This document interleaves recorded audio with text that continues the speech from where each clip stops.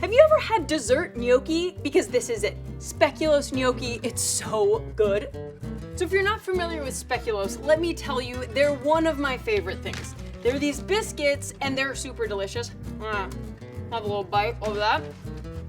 What we want to do though is smash them up.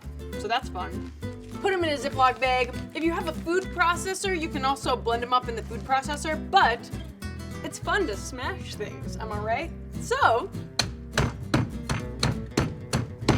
smash, smash, smash, smash, smash, smash, smash. Yeah, it's looking good. So those are our speculoos crumbs. And now we just pour them in the bowl that helped crush them. We're gonna add some unrefined cane sugar and a bit of salt. Mix that in nice and good. Oh yeah.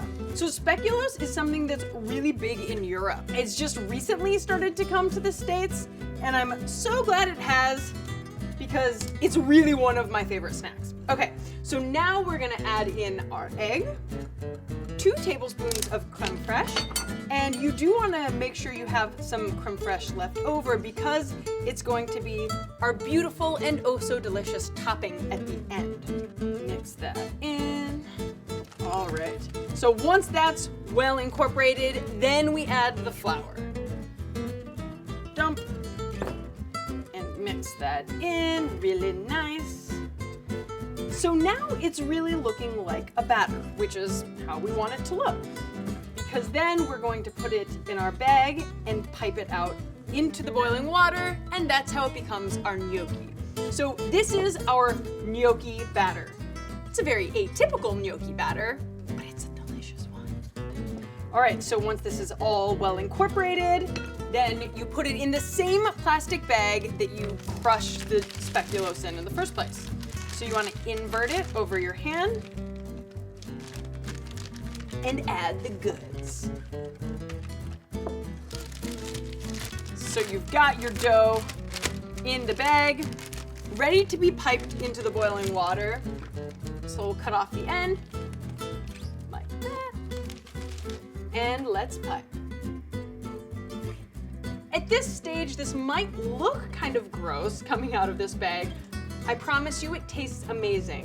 When you first cut them in, they'll sink to the bottom, then they float to the top. After they've floated for about a minute, they're cooked, they're ready to go. Time to drain them. So these are looking really good, they're almost all ready. So now I'm gonna add some butter, thinking one step ahead, because when these guys are ready to go, they will go straight into that pan with the butter. Get nice and buttery. Butter's ready, our gnocchi's ready. Now we add the gnocchi to the butter. Oh, and this is just the best way to finish them off. They get nice and buttery. They get a little crispy and brown too, if you want them to be crispy. Roll them in that butter. It really gives the perfect finishing touch to these. Let them do their thing for a little bit, maybe a couple minutes. You want them to be nice and browned around the outside. It'll also add a nice texture, a little crispiness to the ooey gooey gnocchi inside. Oh gosh, guys, these are looking so good. They're nice and brown. There's a little crispiness on some of them. Oh, these look so good. And they smell so good too. The dessert version of your average gnocchi, right here. So now we want to top it off with some beautiful crème fraîche. Just a nice little dollop. And then some cinnamon, sprinkle that on top. Ah, beautiful, beautiful. I'm so excited. I really love this dessert, you guys. Holy moly. It's a little like French toast shaped like gnocchi. I mean, it's so, so good. And like when you roll it in the butter at the end, oh, just like the perfect way to top this off.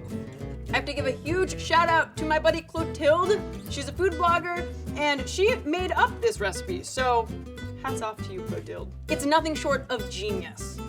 As always, guys, keep it quirky.